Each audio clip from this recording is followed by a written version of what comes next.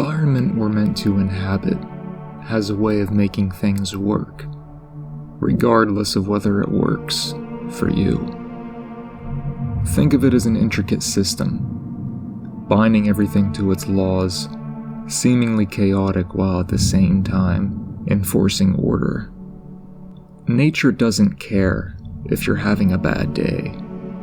It doesn't care about morality, nor is it concerned with politics, religion, or anything else you consider important.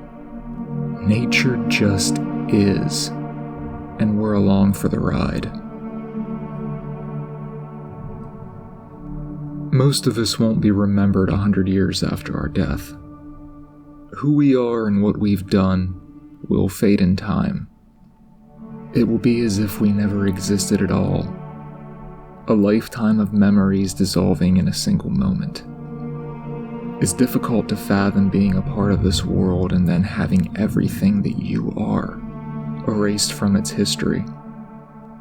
It will be the job of others to carry on your name, so all the more reason to leave behind a legacy, to do something worth remembering.